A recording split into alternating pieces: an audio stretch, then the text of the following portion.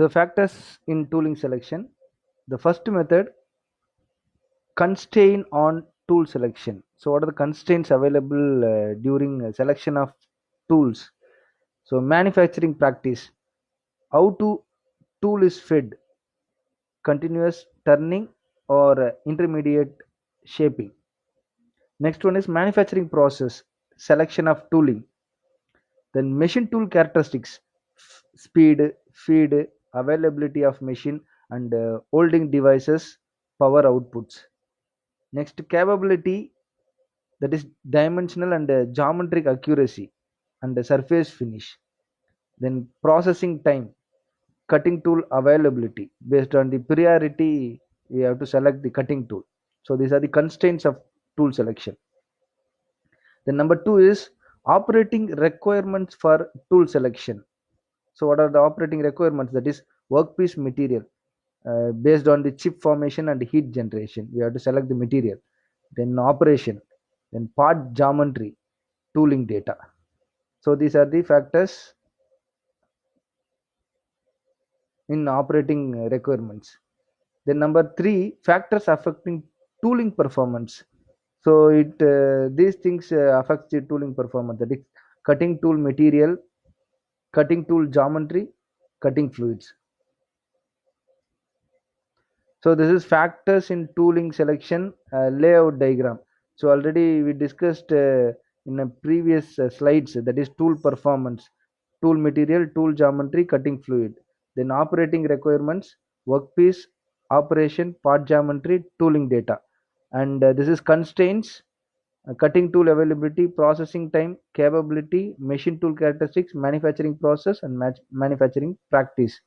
So based on these factors, so we are select the tools and set the process parameters, and we can find the feed, speed, and machine times. So these are the layout diagram for factors in tooling selection. Then tool selection methods. So we'll have five methods while selecting the tool. Number one, evaluation of process and machine selection.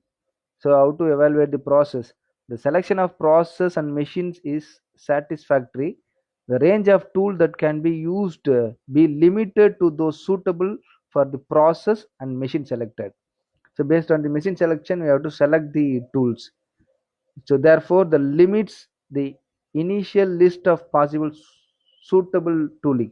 Number two, analysis of machining operation. So you have to identify the machining operation. The specific machine will carry out every operation required.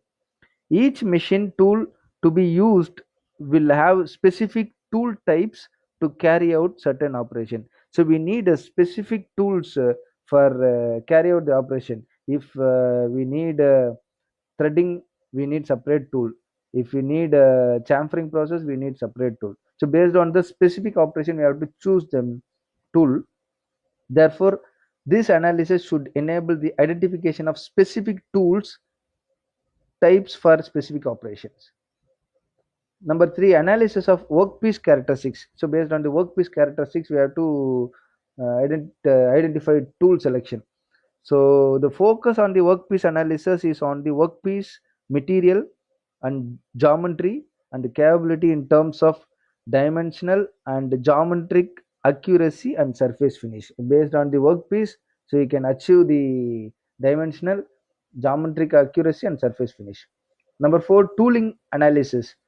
Using the tooling data available, the general tooling specification generated at the third stage can be translated into statement of tooling requirements for a job. That is tooling list. The number five is selection of tooling. So the selection of tooling based on the process, based on the machining process, you have to select the tools. There are two routes that the tool selection can take at this point.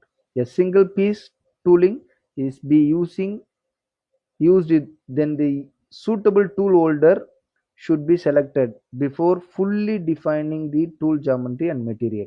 However, if insert type tooling is being used, then the following steps to be followed.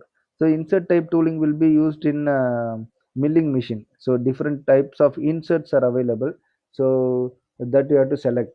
So for this, we have to follow the steps. Select clamping system, so how to clamp the tools. Then select tool holder type and size. Tool holder type and size you have to identify.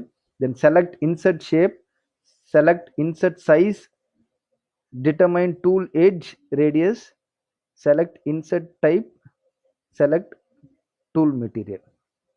Thank you. The remaining topic we will discuss